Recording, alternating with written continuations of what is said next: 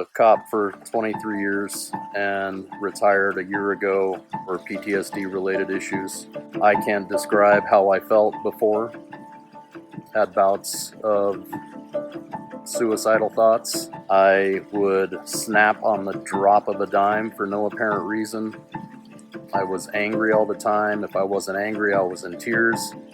And having my gun within arm's reach, and thinking of putting it in my mouth because I was worth that much. I was hanging on by a very thin thread.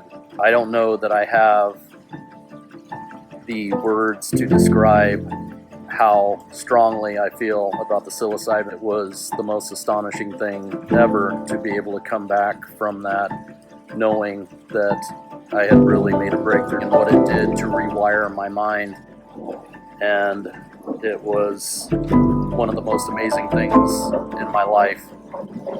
I was able to see things differently. I was able to look at things differently. Tara is, I love her. I mean, she's almost like family to me at this point. The bond that we built over the week and her loving words, her kindness, her empathy, her sincerity, it's indescribable. Just a loving, absolutely loving person to be around, and made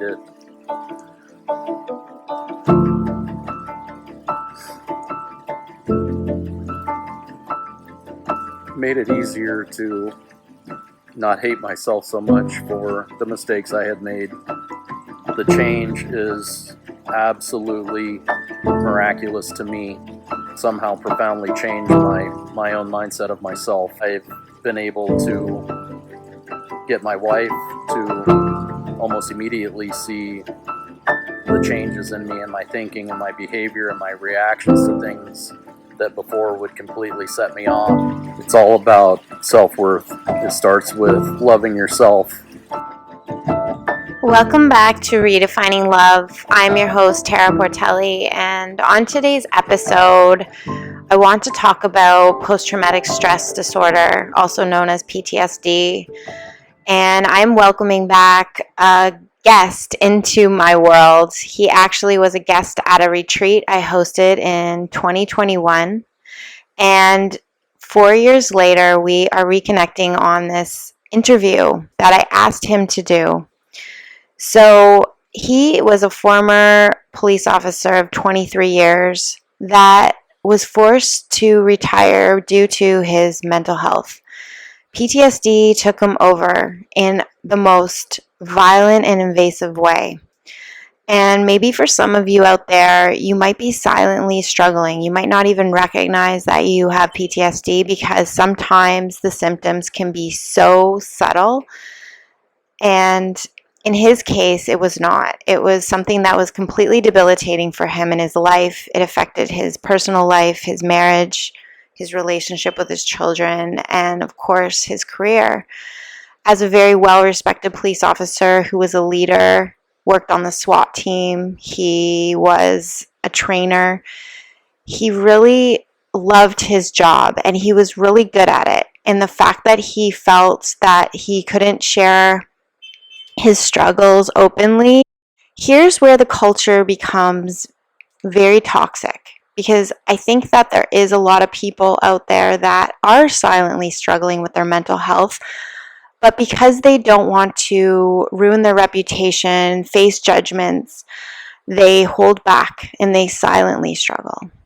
And I was one of those people. I worked as a paramedic for 9 years, for those of you that don't know. And near the end of my career, in the last 4 years, I significantly struggled with my mental health, but it was very subtle.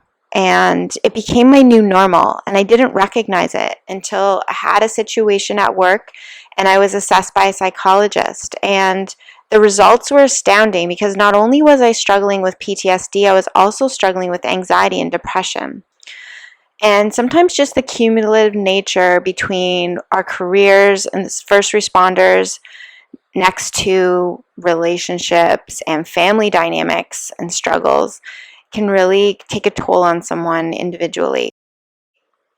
And so sometimes we get to a breaking point and we have no choice but to seek help instead of seeking help when maybe it'll be a little bit more manageable. In Danny's situation, he didn't recognize that he was struggling. He just started to notice his emotional instability. And after coming to a psilocybin retreat in 2021, his entire life changed. He no longer struggled with the symptoms of post-traumatic stress disorder. He improved significantly his quality of life. He connected with his true self prior to being a police officer. And he shares very vulnerably and openly his story about his experience, his hesitations with psilocybin, his predisposed notions or stigmas around psilocybin as a drug, and his path to this recovery, which 4 years later, he still claims that this medicine saved his life. So please help me welcome our guest, Danny. I am here with Danny. Danny was in a retreat in 2021, so 4 years ago now, a long time. And Danny was a former police officer of 23 years and left the career because he was struggling with PTSD and came to psilocybin. So we're going to talk about how he struggled as a police officer, and we're going to get into how he's doing now and the transformation over time. You were definitely someone that was really important to me in this work, and when we first met, you were in a really difficult state of being and struggling. And share with us a little bit about what it was like for you at the time before we met. Sorry. It's been it's been a while since I had to think about that, and you mentioning it reminded me of how awful, how brutal everything felt around me, and just that. Yeah, I had been struggling for a while, until I was kind of asked about the retreat, and at that point, I was kind of at my wit's end with everything. I mean, I was, pretty heavily involved in therapy, with a specialist that dealt with military and first responders in particular. So she was a godsend, and she was able to help me retire a little bit early without consequence because of my mental state that had deteriorated to the point that that it was scary. I literally thought that I was becoming bipolar or something like that because my mood swings were unbelievable. I had never experienced anything like that in my life. I was totally stoic and solemn one minute. The next, I was ready to start flipping tables over, and then I was inconsolable, all within the span of could be a matter of minutes. And I remember one of my first conversations with you on the phone, and even that was difficult because I remember I was having a little bit of trouble kind of holding it together, just trying to talk with you, try to explain with you, explain to you what was happening, what had been happening, and all of that kind of thing. So it was very humbling, and it was very awful all at the same time. I know that this is going to be a difficult conversation, so I'm sorry that you have to relive it through this conversation, but it is a conversation that is important because there's so many people who are in your field and other first responders that are silently suffering. And I really want people to know that there is something out there that could help them.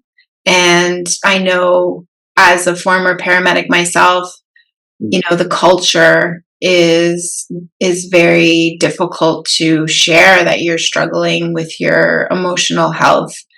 And so for people that are listening and or watching this, what were your symptoms and how long did you struggle before you recognized that you needed help? Started seeing my therapist in January of 20.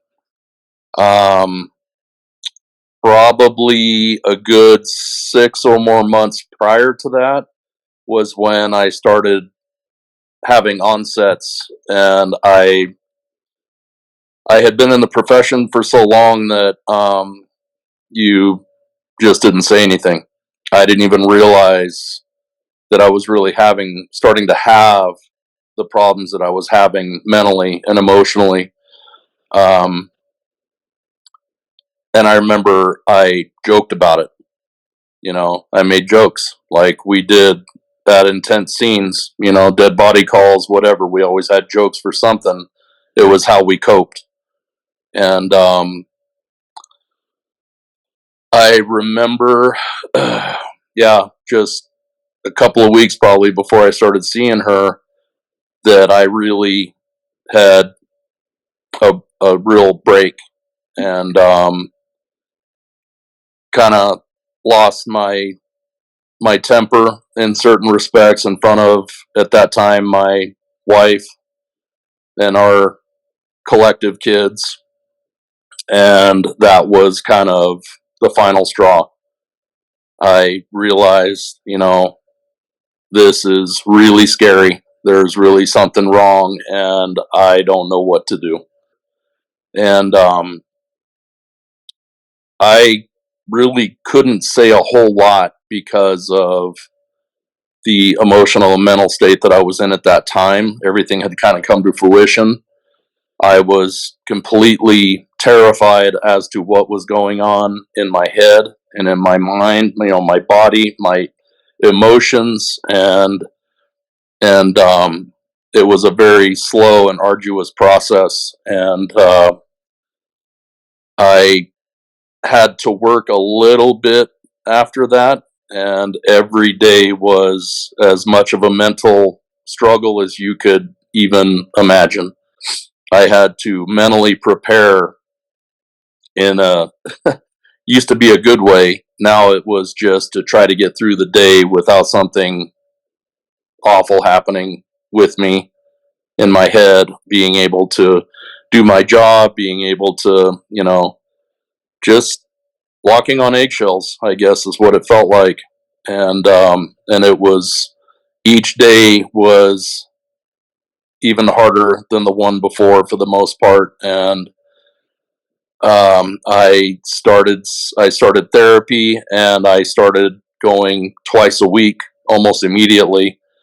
It eventually evolved into a group therapy with a couple of other academy mates who had also respectively retired from different agencies, um,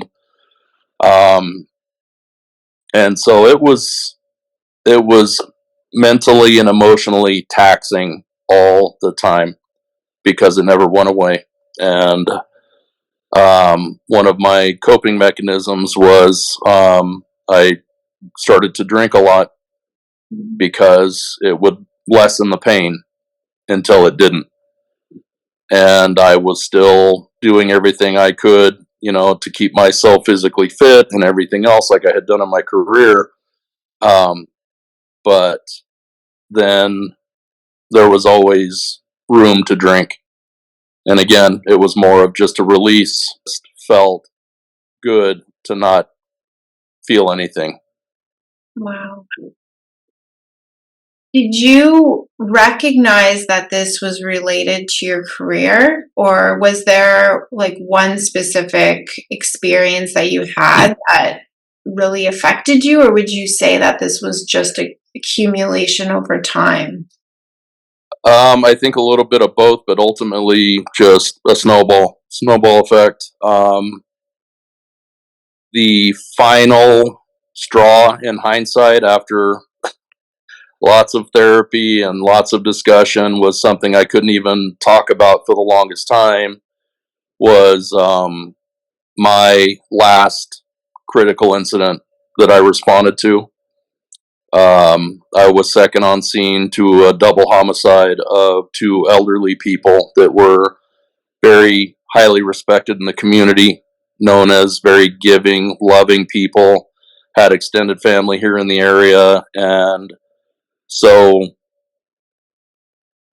ultimately, that wound up being the proverbial straw, so to speak, in hindsight. At the time, I didn't really realize it. It was, that was kind of when it started, and it wasn't like an avalanche. It was just slowly starting to realize, I wasn't sleeping as well. I was, having some issues at work and trying to stay focused and trying to control my emotions and it kind of seemed like once it started, it wasn't stopping. And so then that's where started making jokes about it. I must be going crazy. Oh, losing my marbles, whatever.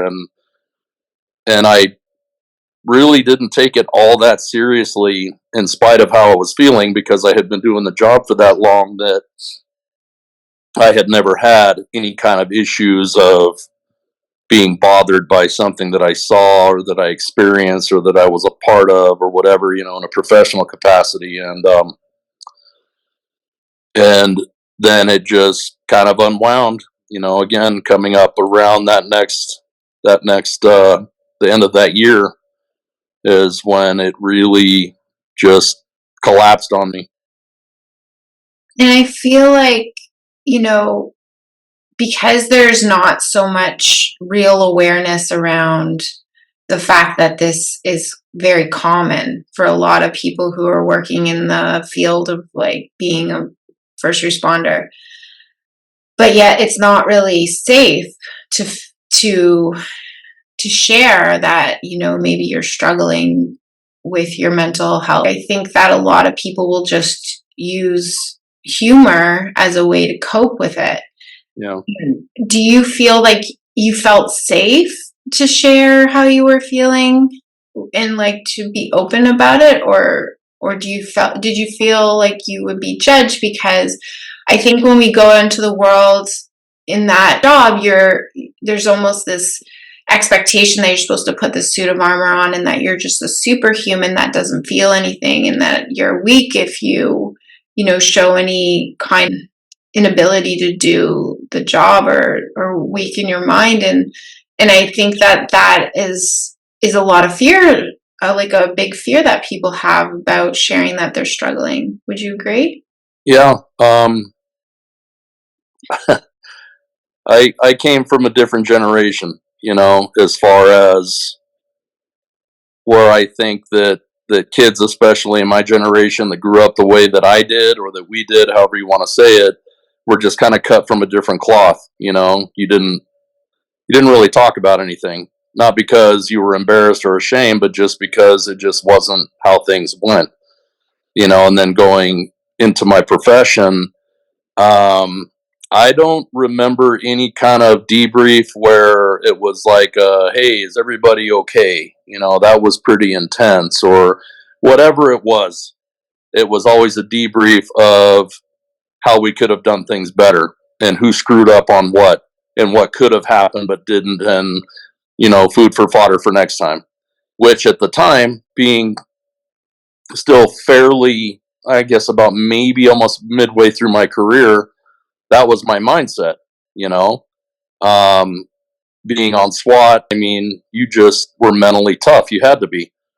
I would, drink every now and again, but I wasn't one of those people where it just depended on substances and everything else. And as I had mentioned, I always took really good care of myself physically, because that was, part of what you needed to do. You needed to expect to be your very best self physically, mentally, and emotionally, because your life depended on it, literally and figuratively. Mm-hmm. So I don't ever remember anything like that. And I remember probably not too long around that same period, I don't remember what the incident was, but it was pretty high stress. And I think I had mentioned to a friend of mine in confidence, just in passing, something to the effect of, yeah, I had a little bit of trouble sleeping there for a minute, ha ha kind of deal, and didn't think anything of it. Well, not too long after that, I get a tap on the shoulder and I wind up in a fitness for duty interview with the psychologist. And I was livid.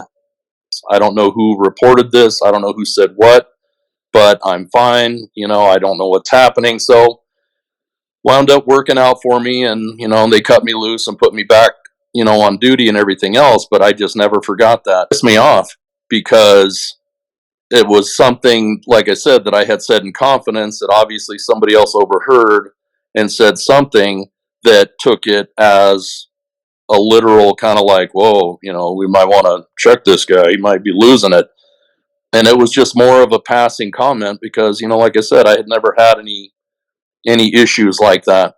And the one time that I just happened to mention something, and in my opinion, mentioned something very casual and again in passing, turned out to be kind of a mess for me. So, thank goodness I hadn't ever felt like I needed to talk to somebody or whatever, but I did notice that as time went on, it kind of seemed like the agency or whomever started to place a little bit more emphasis on making sure your people are okay. And I can remember the night of that last incident I had mentioned with the double homicide. Me and my partner that was first on scene were doing our reports. And I remember somebody from, one of the CISM, critical incident stress management people had come in and had asked, hey, you guys okay? Like, yeah, good. What's up? And it was just bizarre because that was still somewhat new to me and very unexpected, but slowly started to move the pendulum, I think, more toward the focus on is everybody okay? And I know by the time that I was coming to the twilight of my career that it really started to I had a little bit more trouble holding my tongue in briefing, if it regarded one of my comrades, as far as dealing with something the night before.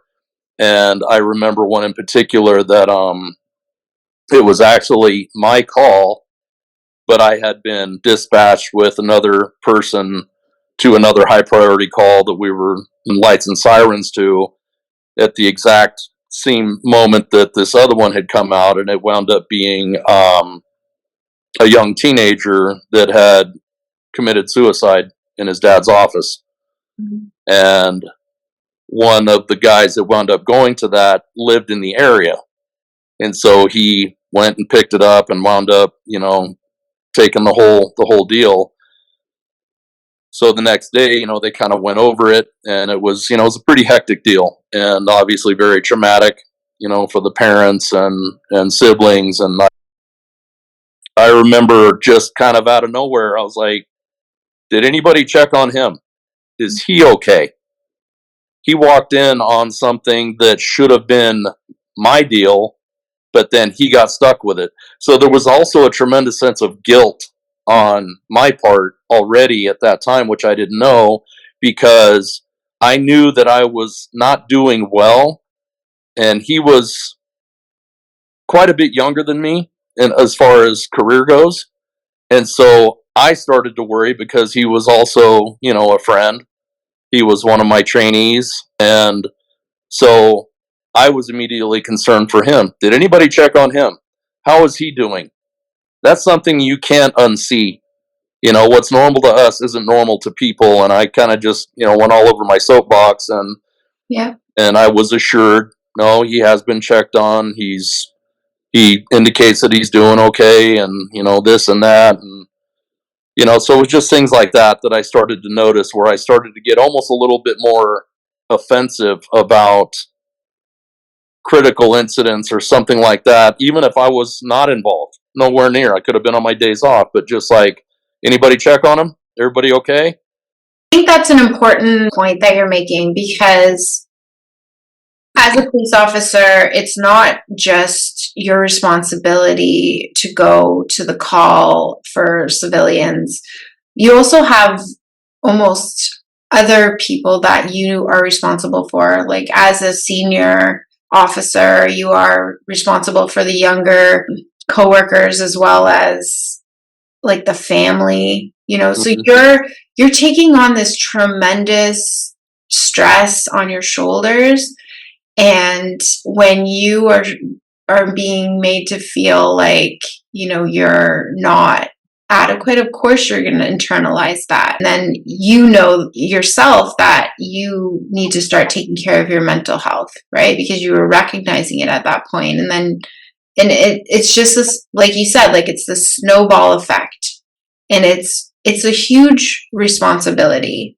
And the beautiful thing is that you finally found a solution, because you came to retreat and you experienced psilocybin therapy, which, for those that don't know, is a psychedelic. And without actually having a psychedelic experience, it shifted your life for the better. So do you want to share a little bit about how you came to psilocybin? Yeah. Like I said, I had been enjoying my beer a lot, and still, totally immersed in therapy, and it just wasn't enough. I was doing better, I guess, in in certain terms, but it's almost like I was missing something, like I wasn't quite connecting back to, I guess, as normal of a reality as I could. And so it was my partner that I ended up going with who had introduced it to me. And I remember just kind of being like, yeah, I don't know about that, still was in cop mode. I was a cop for 23 years, and, it's illegal. It's bad. Drugs are bad, all that stuff, because I was still just in that mindset. And she kind of kept chipping away at me, and she'd pull something up on a website and have me read an article or whatever. And I don't remember how much time. I want to say it was a matter of months, when I just kept feeling like I was butting my head against the wall. And I finally went to her and was like, okay, all right, let's do it. I'm at the end of my rope, and I've been hanging on way too long, and I need something, or this may not end well for me. And sorry to interrupt. At this point, you'd already retired as a police officer. Is that correct? Yes. Yeah. Oh yeah. Yeah. So you were still dealing with the residual effects of your mental health. Very much so. And again, she was part of the group therapy that we ended up doing, and she was, I think, as in much pain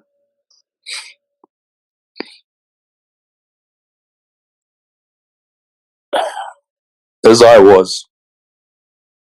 And again, having been academy mates, it was painful to witness her pain. We were supposed to be able to solve problems all the time. We were supposed to be able to figure stuff out all the time. And that spills over into your persona, into your personal life. And not being able to help her was excruciating. And I know she felt the same way in regards to me. It was probably the better half of a year after I had retired when she had mentioned it to me, and I just wasn't having it. When I decided to do it, again, I told her, I said, this is kind of like my last hurrah, I guess, in a sense, and not like I was, talking about ending it or doing anything drastic like that, but I was just kind of out of options. I didn't want to keep drinking the way that I was drinking, even though I was still taking care of myself, ironically. Like, okay, well, let's do it. And that was it. So I was like, all right, well, we're jumping in with both feet. So let's see where it takes us. So you didn't know anything about psilocybin prior to coming. You were just trusting her guidance at that point. Yes. Okay, Yes. you didn't do any research. And so coming into the retreat, you could see your struggle. Obviously, it was very evident, and you know how triggered you were. You were triggered by even being around other people. hmm And I remember one particular experience in the car when you lost your phone. And I was worried for you because you were going into like a bit of a rage. And you know, and then over the course of the week, so we spent 7 days together. You did 3 ceremonies, and I saw your change, like your ability to have more compassion for others. Not that you didn't, but I think you had been so burned out that you lost it, and that you were.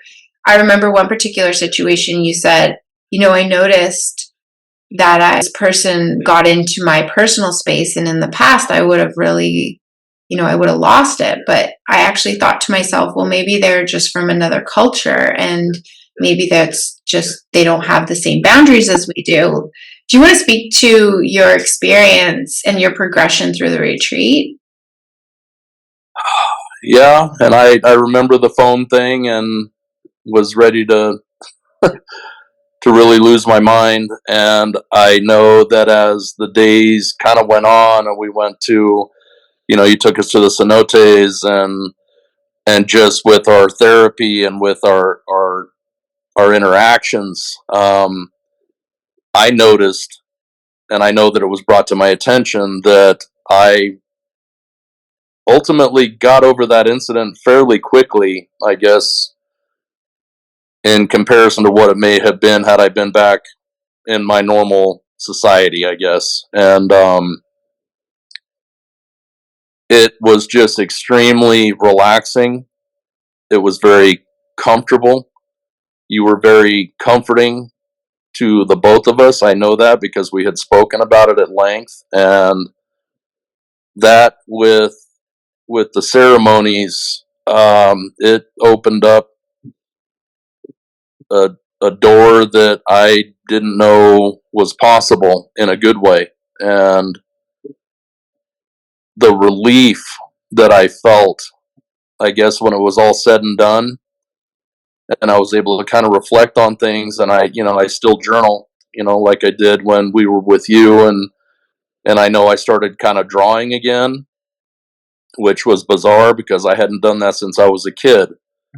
And I remember being there, and all of a sudden, just one day, I just kind of started scribbling, pictures of the flowers on the table in our room or whatever, and it was somewhat subtle, but at the same time, it was almost overwhelmingly amazing and exciting because I felt like maybe, again, I wasn't sure what was missing, but that did something for me mentally and emotionally that I was able to truly look at things differently and to feel differently.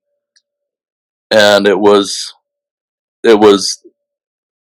the largest relief that I can even think of, especially to that point to where all of the turmoil and the awful moods and the horrific things that I had been through in my head, and the nightmares and the triggers and just everything that was around me that was gone, and that it was indescribable. I mean, it was amazing when it was all said and done.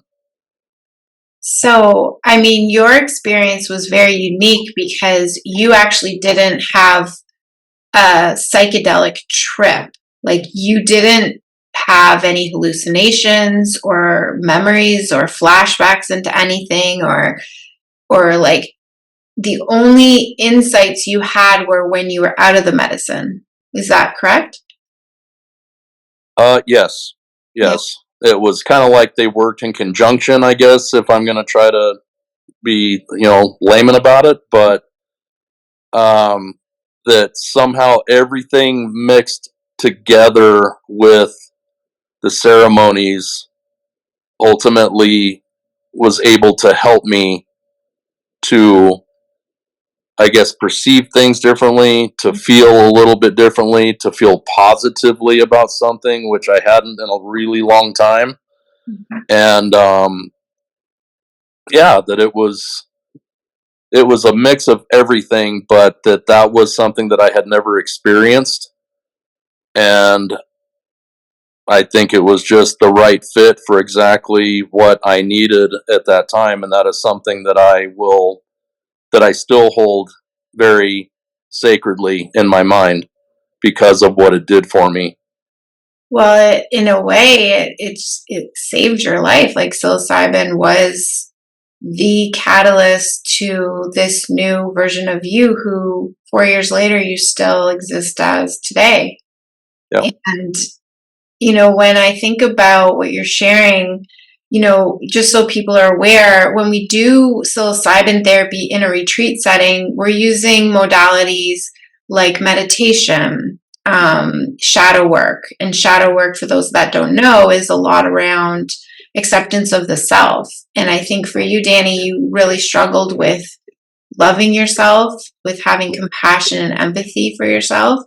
And that shifted. By the end, you could see yourself through this other lens, and I think that in itself is so profound, and it allows you to let go of that guilt and that shame of maybe not being that invincible warrior that you were trying to be, or that you were taught to be and suppress all of your feelings. Well, you were always this person, but you felt safe to be able to be you and to connect with your inner child again through your expression in art. And journaling has been obviously a very positive outlet for you to be able to express yourself. And you've been ongoing therapy as well, in addition to doing the retreat. And so in total you did the 3 ceremonies, and since then, would you say that you've reverted back to any of those feelings at any point in 4 years?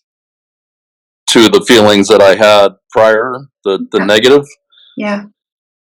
Overall, no. I mean, anybody's respective journeys are always going to have demons. They're always going to have bad things. But as a whole, it's been like night and day. My anxiety levels have gone way down. They still kind of hit me every now and again, but again, it's just nature of the beast. It is what it is, but it seems much more manageable. It's much more recognizable to me. If I can feel something coming on, I know that I need to extract myself from wherever I'm at, to go have a minute, to sit down, to breathe, to pray, to meditate, whatever you want to call it. And it's been much easier, as opposed to me just completely coming off the rails, like what would have happened before, just in a heartbeat. So yeah, I mean, it's and it's life. I mean, you're gonna have bad days no matter who you are. And some people's days are worse than others, and some are better, but it's just kind of rolling with it a little better. And it's just more comforting, I guess, knowing what I had gone through, and just being my own worst critic, which a lot of people in our respective professions are, perfectionists. And there's no such thing, so it's definitely been a journey. In a positive, it's amazing that it's turned out like this for you, and that you've come to these realizations, and that the shifts have lasted this long. I mean, a lot of the studies say 1 to 3 years. Well, you're on year 4. And just for people's reference, psilocybin actually helps to change how the brain transpires. So when you're in the state of PTSD and you're having those, nightmares or those experiences, or maybe there's triggers from, say, like a siren or whatever your trigger would be, it's almost like those things aren't going to take your brain down that same loop and with the same emotional attachment. What ends up happening is it's creating these new pathways in the brain, so then you can see your life from a different lens, but you can also now show up in your life differently and feel differently moving forward. And so for you, it sounds like that's exactly what happened, because sometimes people will get insights from the actual psychedelic experience, but in your case, you didn't have that. You just felt the difference. You just felt the shift that was happening in your mind. And, I'm so grateful to you to be so open and vulnerable and have this conversation, because I know it's very, very difficult for people to be open about this, and especially in like professions like police, fire, paramedics, to talk about mental health openly, because it's a weakness. But the reality is that we have to take care of our mental health. And, without your mind, like, how can you show up for anyone else if you're not taking care of you? And so for somebody that might be silently struggling with some type of mental health and is as a police officer or first responder, like, what would you like to say as a senior officer? If any of your help is an option to whoever might be in that predicament, if they're vacillating, I would absolutely say 100% do it, because I was pretty adamant against all of that. I think, again, just because I was, we were cultured that way. We're cops, like, come on now. And to finally just realize, yeah, I need something good, and I need something solid other than just beer, because this isn't flying. Anything that I could do to help another person, doesn't matter, walk of life, profession, anything like that. And I think that's just inherent in me, that I would do it. If something like this, somebody watching this is, maybe it's going to, tip the scale for them in the positive, in the way of, yeah, okay, I'll look into it, I'll do it, whatever it's going to be. I would implore anyone, especially in our line of work, to explore it, to at the very least open your mind to it, because it's not about a drunken hippie phase of Woodstock or something like that. That it's a very positive and controlled environment, and that it's, with the meditation and with the, the talking and everything else, to where it's, it really employs everything. And then the, the refiring of the brain, and, everything else is just, and I know that's true, what you had just said. And it's again, it's not, I wouldn't say it's going to be the end all be all, but if it does anything remotely in the way of guiding and helping somebody else, just in a fraction that it did for me, I would jump in with both feet. And I just really, really hope that, that this can help people, in general. And, I know I got a little quivery at first, and I think it was just because I can, I don't want to say flashback because it sounds bad, but I can definitely remember how intense and how difficult that period of my life was. And I can look back on it now and realize, man, thank God that I found this, through my friend who I was totally adamant against, and that you happen to come into the loop, and that it's, I wouldn't take it back for anything. I would encourage anybody even remotely thinking about this, whether they think they need it or they're where I was, just kind of like, well, this is bad. This is not going to end well, to just jump on board and do it. Yeah. I really appreciate that, because I know that there's a lot of people who have fear around psychedelic therapy. Their fears are, around having a bad experience, especially if you've seen a lot in your career.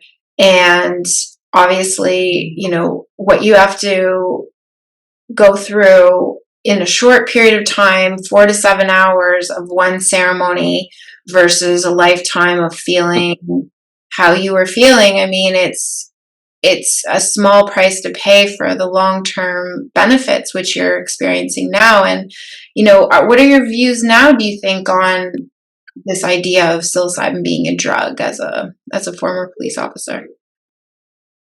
A drug in a productive way is how I see it. And, there's always going to be naysayers. There's always going to be the critics. There's always going to be the people that will talk on a screen because, it's too scary to actually say something to somebody's face anymore.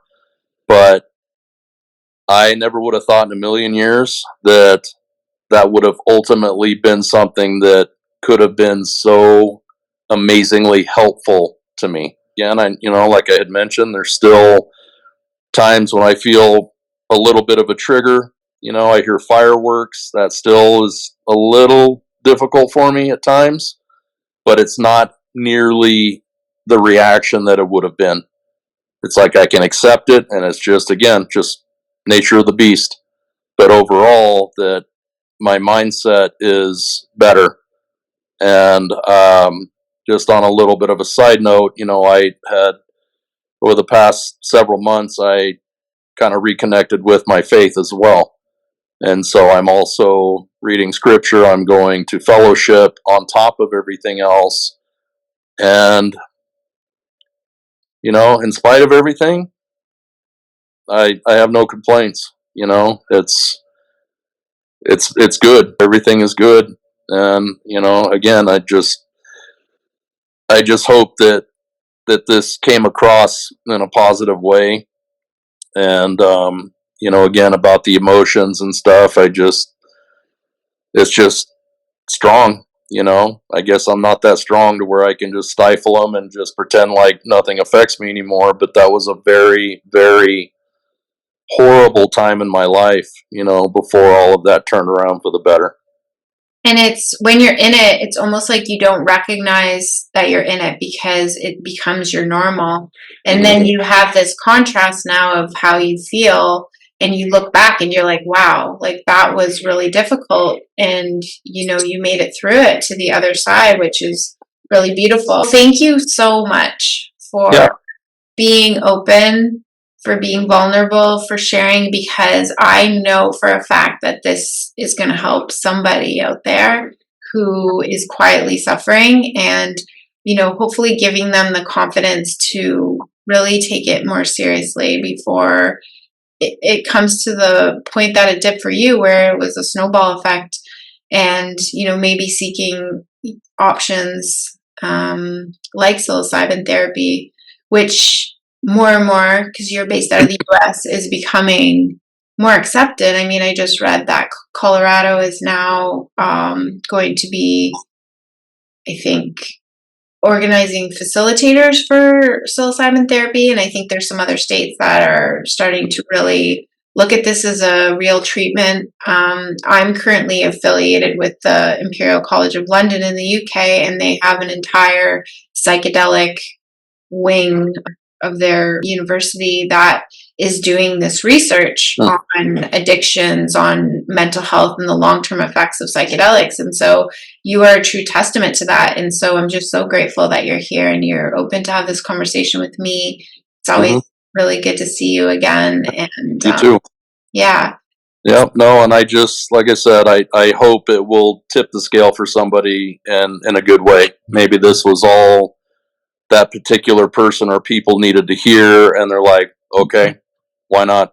I got nothing left, or they were where I was at, and it was just a bad spot to be in. But I would stand firm on it. honestly, and it's been remarkable. Truly, I just hope that it will help somebody. I don't want to think about anybody suffering, no matter, but I just hope that if they're on the fence with it, that they really look into it or just decide to do it, because you got nothing to lose. Thank you for sharing that wisdom from your own experience. And this concludes another episode of Redefining Love. I hope that there was something in this one for you.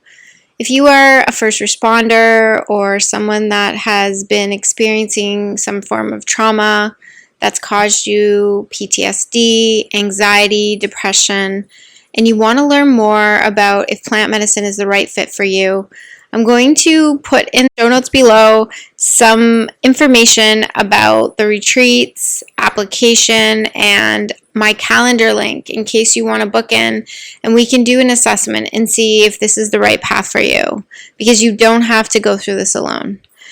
Danny's story is extremely inspiring and really gives a lot of credibility to this as an option for people who are struggling with their mental health. Until next time.